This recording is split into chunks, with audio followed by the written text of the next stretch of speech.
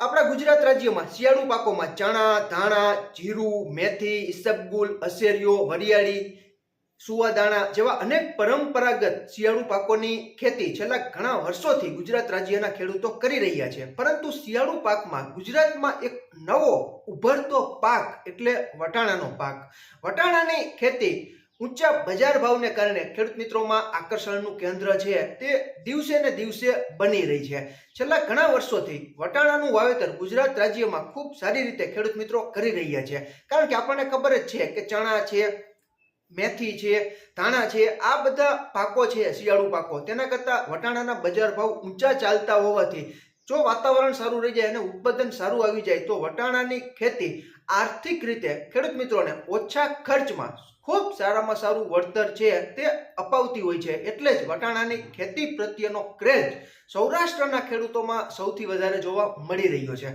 વટાણાની ખેતી પદ્ધતિની અમારી પાસે જેટલી જાણકારી છે તેટલી માહિતી અમે તમને આપીએ તો શિયાળાની શરૂઆત થઈએ, ઠંડીનો ધીમો ધીમો ચમકારો શરૂ થાય ત્યાર પછી વટાણાની ખેતી છે, વટાણાનું જે વાવેતર છે તે ખેડૂત મિત્રો તમે કરી શકો છો. ખાસ કરીને 15 ઓક્ટોબર પછી જેમ જેમ ઠંડીનું પ્રમાણ ધીમે ધીમે વાતાવરણમાં વધતું જણાય ત્યારે વટાણાનું વાવેતર છે તે ખેડૂત મિત્રો તમે કરી શકો છો.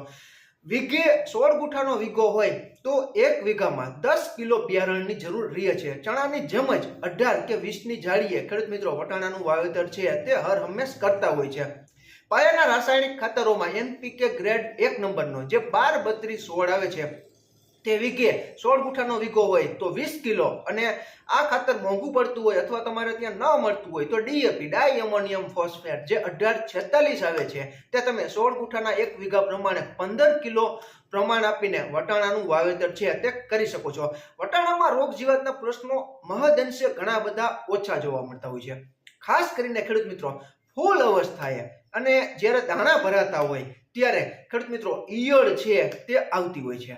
હવે ઈયળના નિયંત્રણ માટે આપણને ખબર જ છે કે બજારમાં ક્લોરાન્ટ્રાનિલિપ્રોલ જે 18.5% SC આવે છે, આનો પણ તમે છંટકાવ કરી શકો ફાલફૂલ અવસ્થાએ. અને આ ન મળે તો એમામેક્ટિન બેન્ઝોએટ 5% SG, આનું પણ ખૂબ સારામાં સારું નિયંત્રણ ઈયળમાં વટાણાના પાકમાં ખેડૂત મિત્રો તમે મેળવી શકશો. અથવા આ પણ તમારે ત્યાં ન મળે તો મિક્સ કોમ્બિનેશન આવે છે જેમાં નોવાલ્યુરોન અને ઇન્ડોક્ઝાકાર્બનું. નોવાલ્યુરોન 5.25% અને ઇન્ડોક્ઝાકાર્બ 4.5%, આ SG સ્વરૂપે ખેડૂત મિત્રો મિક્સ ટેકનિકલ વાળું જંતુનાશક બજારમાં મળે છે. આના ખૂબ સારા એવા રિઝલ્ટ ઈયળમાં ખેડૂત મિત્રો તમે નિયંત્રણમાં મેળવી શકો છો.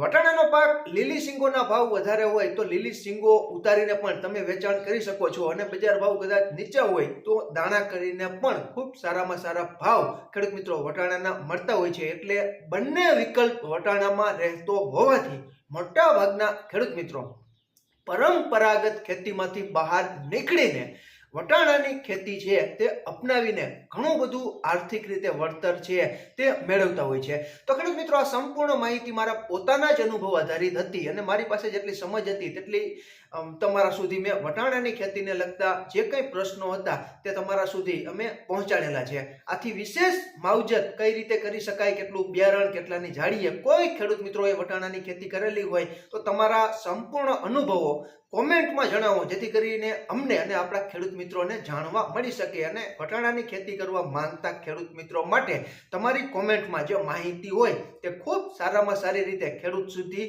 સીધી જ પહોંચી શકે.